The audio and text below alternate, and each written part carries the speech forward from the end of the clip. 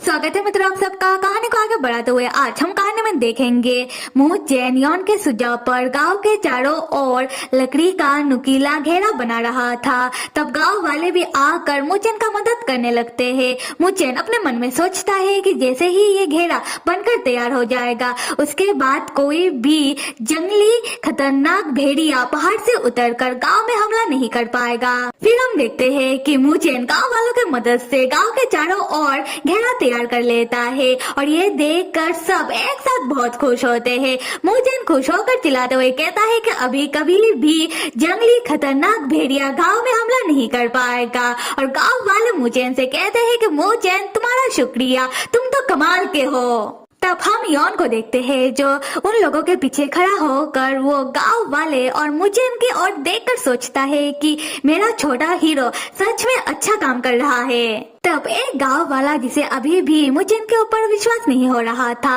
वो दूसरे गांव वालों से पूछता है कि क्या हमें इस छोटे से बच्चे के ऊपर यकीन करना चाहिए। तब वो गांव वाला कहता है कि हाँ, क्योंकि मुचैन बहुत ही अच्छा बच्चा है, वरना वो क्यों हमारा मदद करता। तब यॉन मुचैन के पास आकर कहता है कि क्या मुचैन का काम हो गया। क्या मुचैन को पता है कि सारे गांव वाले धीरे धीरे करके मुचैन के ऊपर विश्वास करने लगे हैं कि मुचैन उन लोगों को प्रोटेक्ट कर सकता है और सारे गांव वाले अभी मुचैन का शुक्रिया अदा कर रहे हैं। मुचैन कहता है कि ये सब कुछ आपके वजह से ही हो पाया है मास्टर, और मेरा काम जितना भी कठिन हो मैं कर लूंगा।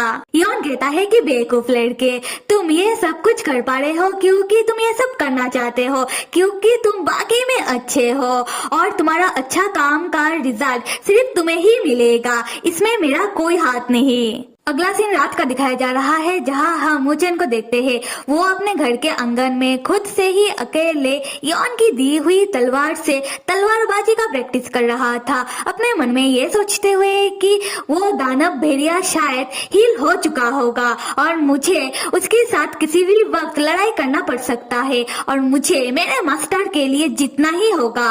तब मुचैन देखता है कि उसके घर के आंगन के चारों ओर अचानक कोहरा छाने लगता है। मुचैन समझ जाता है कि दानव भेड़िया आया है। मुचैन अपना तलवार आगे करते हुए कहता है कि मुझे पता है कि दानव भेड़िए ये तुम हो, तो क्या तुम्हारा छुपके हमला करने का इरादा है। तब दानव भेड़िया कोहरे से बाहर निकलते हुए मुचैन के सामने आते हुए कहता है कि तो क्या तुम्हारा मरने का इरादा है। खैर, तुम्हारा किस्मत अच्छा है कि आज मैं तुम्हारे ऊपर हमला करने के लिए नहीं आया हूँ।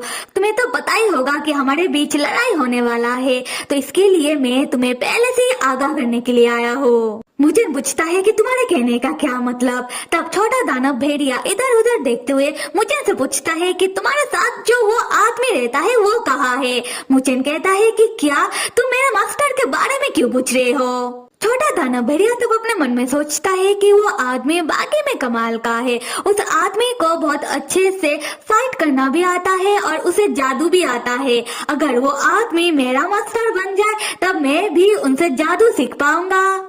मुचैन अपना तलवार छोटा दानव भेड़िए के ओर करते हुए कहता है कि तुम सोच क्या रहे हो और तुम्हें चाहिए क्या। छोटा दानव भेड़िया मुचैन का तलवार हटाते हुए कहता है कि तुम बहुत जल्दी ही जान जाओगे, क्योंकि जैसे ही लड़ाई में मैं तुमसे जीत जाऊंगा मैं तुम्हें तुरंत ही मार दूंगा, उसके बाद तुम्हारा मास्टर मेरा। इस बात से मुचैन को बहुत ही गुस्सा आता है। वो अपना तलवार से छोटा दानव भेड़िए के ऊपर हमला करने के लिए आगे बढ़ता है। तब तक छोटा दानव भेड़िया कोहरे के बीच में होते हुए वो गायब हो जाता है और जाते हुए मुचैन से ये कहते हुए जाता है कि ठीक आज से 2 दिन बाद हमारा लड़ाई भेड़िया गांव में होगा, तो मैं तुम्हारा वहाँ इंतजार करूंगा। मुचैन तब गुस्से में चिल्लाते हुए दानव भेड़िए से कहता है कि मैं कभी भी मेरे मास्टर को तुम्हें छीनने नहीं दूंगा, वो सिर्फ मेरे मास्टर है। तब हम एक गांव के आदमी को देखते हैं जो मुचैन के पीछे मुचैन के घर के बाहर छुप कर मुचैन और छोटा दानव भेड़िए को देख रहा था और अपने मन में सोचता है कि ये मुचैन सच में भेड़ियों का मास्टर दानव भेड़िए को जानता है और वो दोनों आपस में 2 दिन बाद मिलने की बातें कर रहे थे, पर मैंने ठीक से सुना नहीं कि उन दोनों के बीच और क्या बातें हो रहा था। अब तो मुझे पता लगाना ही होगा। अब 2 दिन बाद का सीन दिखाया जा रहा है जहां विलेन यॉन मुंह चैन को भेड़िया गांव में लेकर आया है और उन दोनों के ठीक सामने छोटा दानव भेड़िया खड़ा है जो मुझे से कहता है कि तुम आएंगे तो क्या तुम तुम्हारे मास्टर को मुझे देने के लिए तैयार हो।